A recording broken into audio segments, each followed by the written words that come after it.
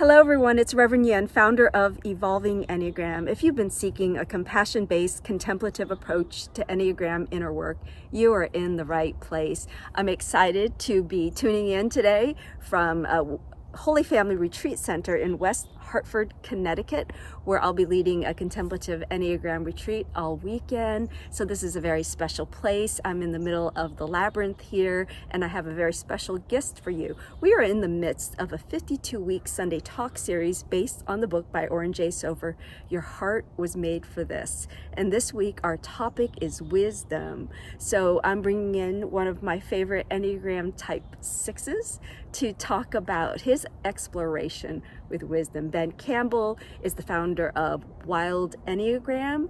And so next up, you're going to hear about his personal explorations around wisdom, as well as his Enneagram informed gems of wisdom. So stay tuned.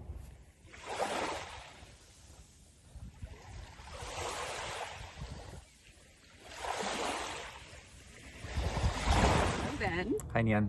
It's great to be with you out here in Connecticut. You too. Yeah, thanks for agreeing to this interview.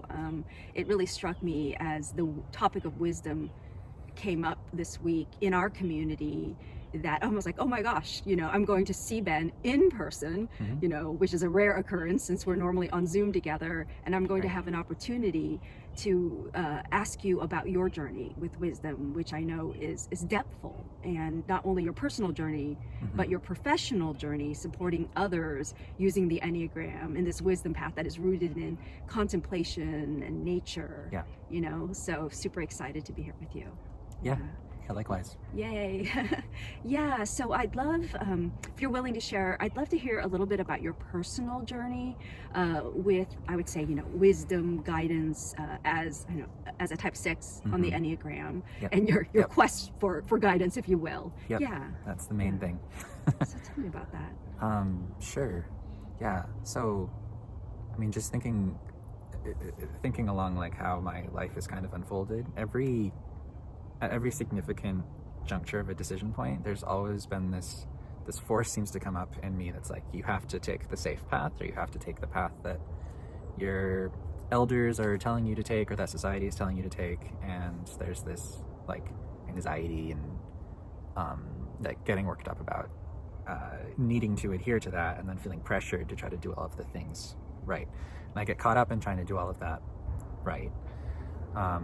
But because I was fortunate enough to have discovered the Enneagram at a relatively young age, and had parents and friends who could support me in finding my own inner wisdom or inner guidance at those junctures, there were multiple times when I was able to let go of you have to do the established thing, you have to do the safe thing, and to proceed or listen to what you're actually being called into doing. And it's related to trusting something bigger than myself. Even we talk about inner wisdom, but it's kind of unclear whether it comes up from somewhere in here or from outside, or it's just an act of grace. Getting rejected from a job was one of the best things that ever happened to me. I think if I hadn't gotten rejected from that particular job right out of college, I wouldn't have found my way through the Enneagram or been able to live in my gifts in the way that I've been able to do. But that just came from a setback, and then this sense of, oh, okay, now I get to do this thing that I really wanted to do. So it's almost like even when I'm tempted to follow the seductive path of security, I've been supported by something beyond myself to stick to what my heart actually wants me to be doing, or maybe what I'm here for, some idea of taking my post. Yeah, amazing. Yeah, so partly because you've known the Enneagram since you were how old? About 13. Wow, that's incredible. Yeah. And so you're aware that fear and security is an attachment, Yes. for that type, and that awareness actually supported you in opening to what was not that.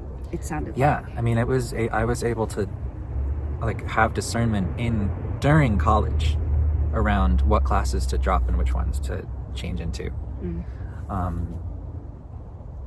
There were courses I thought I should take, and then there were courses that I was really feeling pulled to take. And without having any of this awareness, I would have just gone into the safe path and missed out on the exploration that I found. So yeah, so there's the awareness that as a type 6 that you're pulled toward safety and security, right? So my question is then, how do you discern this spiritual awareness or wisdom, I would say, or inner guidance? Like, how does that speak to you? How do you know that it's that versus the voice of fear?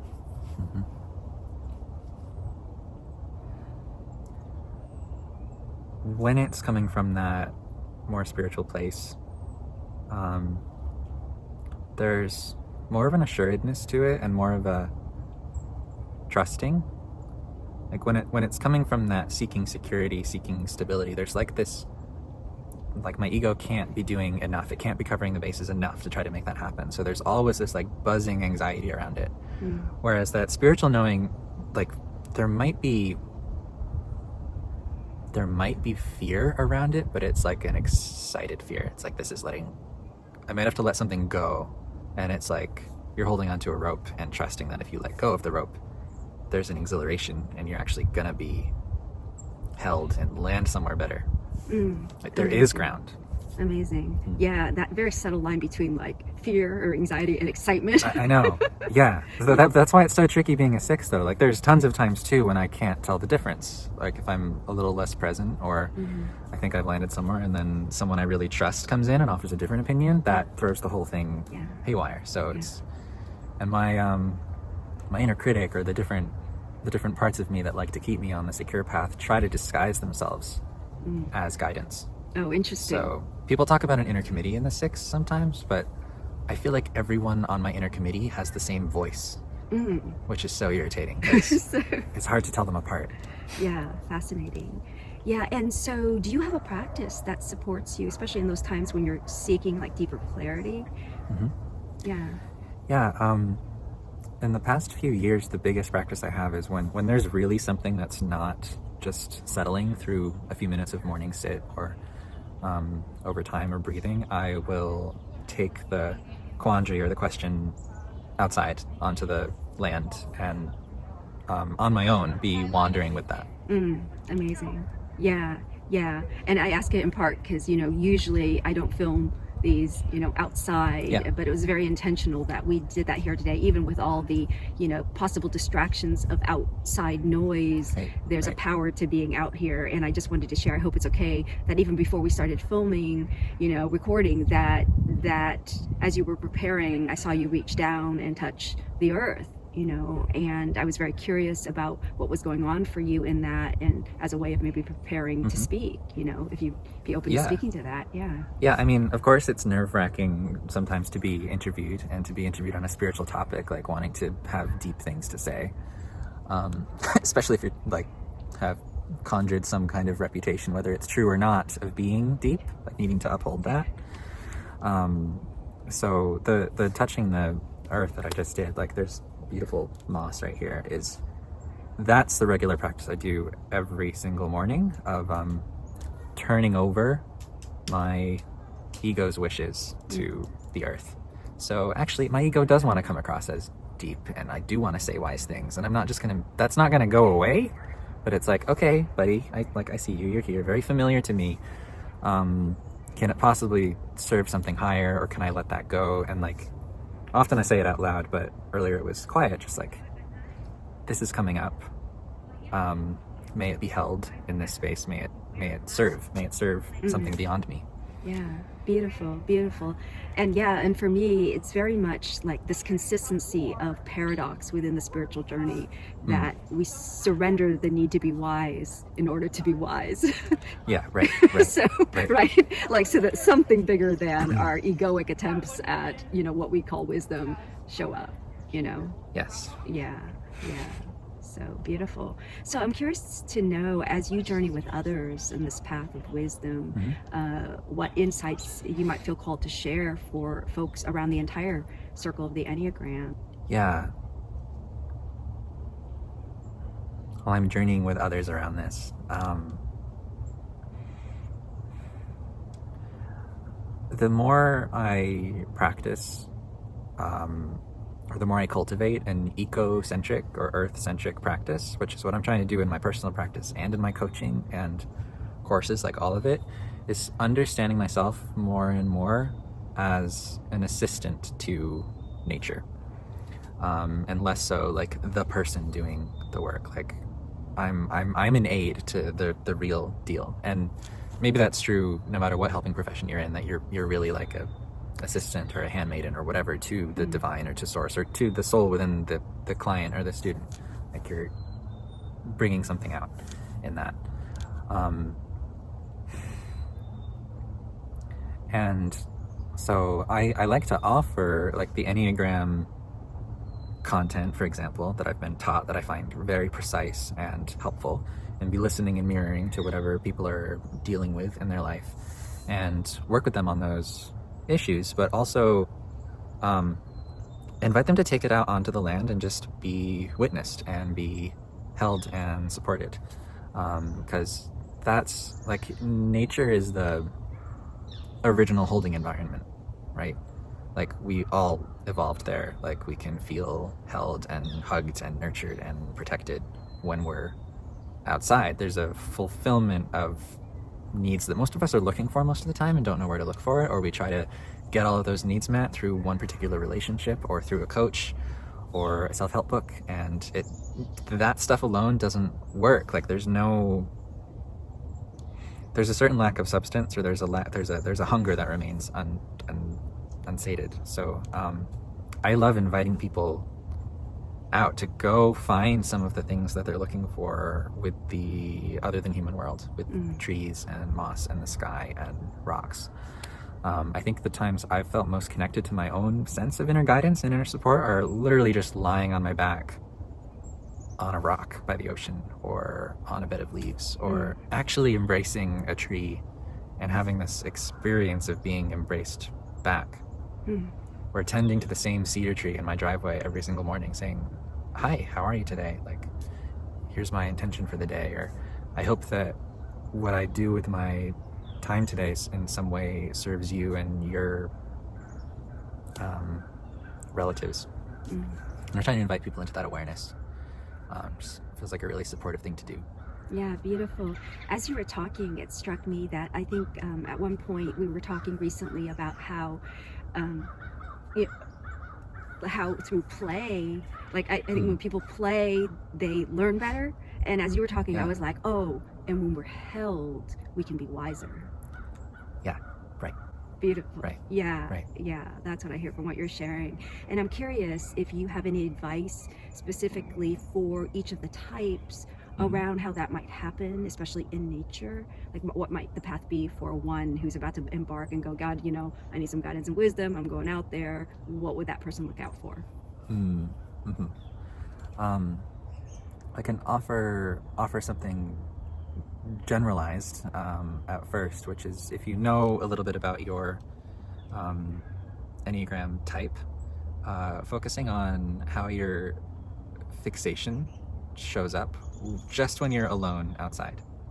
Like, go outside without your phone, or turn it off. Don't have headphones, no dog, no other person, like no distractions, and go sit with a tree or a stone, something you feel drawn to, and see what comes up. Like, how does my fixation show up in this space? For me, it might be a doubt or some kind of anxiety coming up, like things that I need to tend to in life.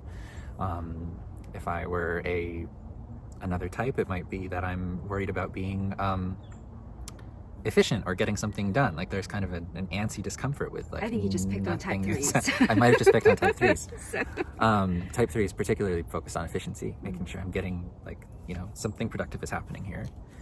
I can notice if I lead with 8, I can see how I am objectifying my surroundings. Like, how am I diminishing the life force and the other things around me just by that fixation?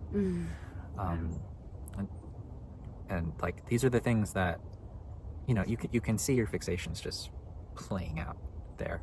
And then there's that holding environment, right? It's like, we talk about non-judgmental awareness in the Enneagram as just a practice. Like, I see this thing and I can welcome that. Like, oh, okay, I see myself doing that.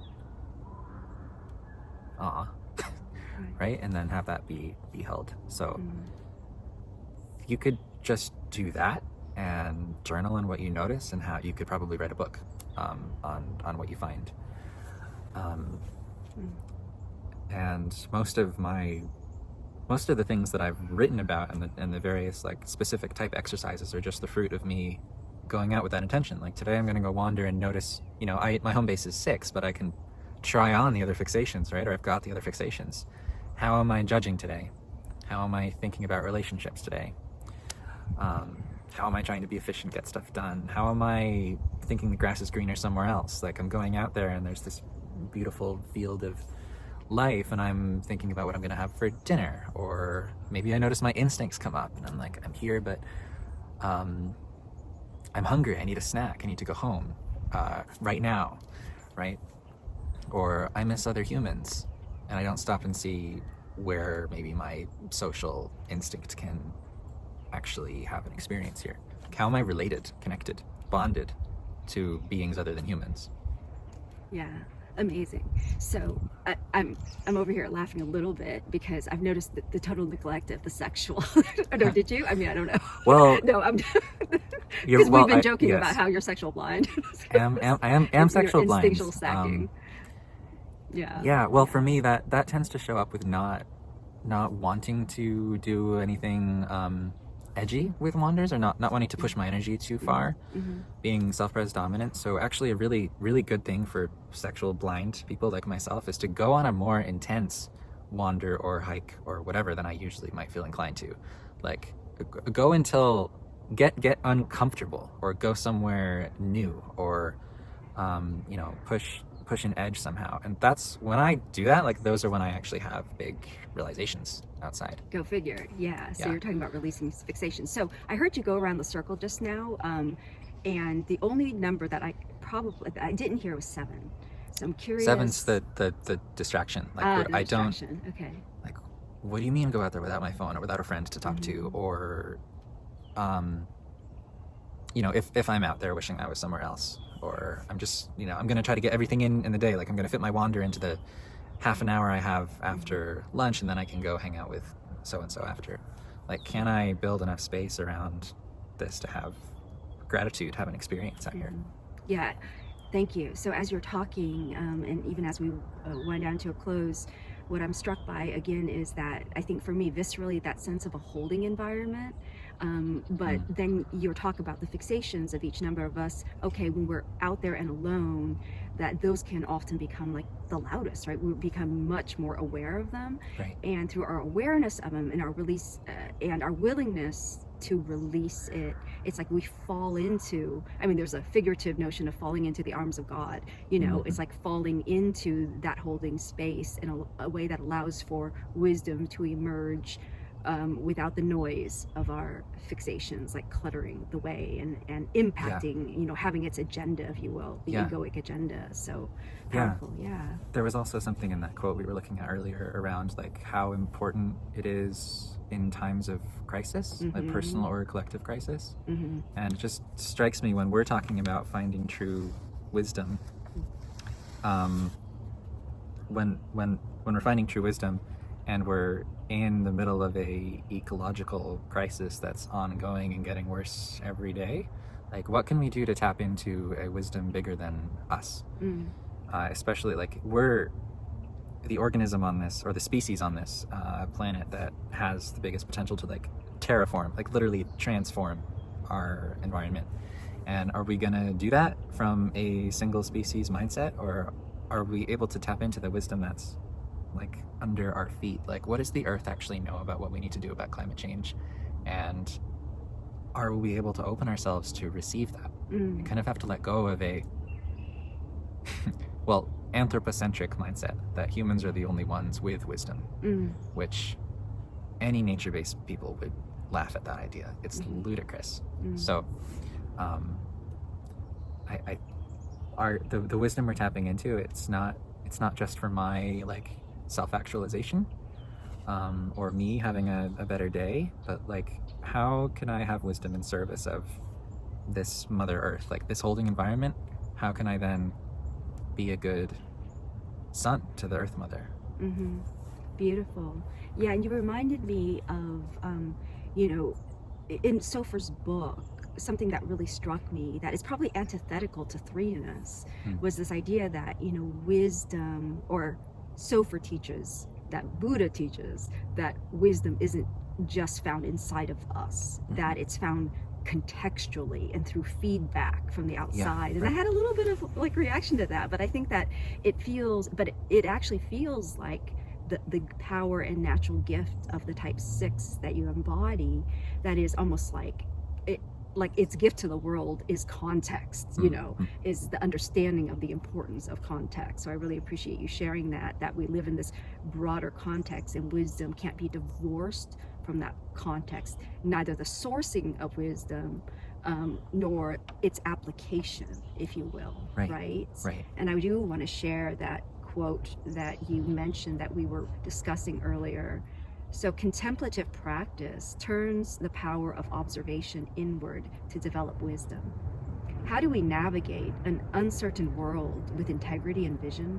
When the stakes are high, as they always are in a personal or collective crisis, we must navigate carefully, slowing down, seeing clearly, and choosing wisely. We need clarity about what we see, who we are, where we stand, and what to do. Wisdom brings this clear discernment, helping us understand and release suffering at all levels, individually, relationally, and collectively. Yeah. So thank you. Thank you.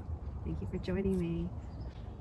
And with that, I invite folks to ponder wisdom from the standpoint of your type, and you, Ben, as you shared, see if you can spend some time in nature and see what happens, right? There's discovery rather than thinking we know like our relationship to nature already, right? And see what that does for you, and maybe not just for you, but through you for the world. Right. Beautiful. Thank you. Thanks, Nhien. All right.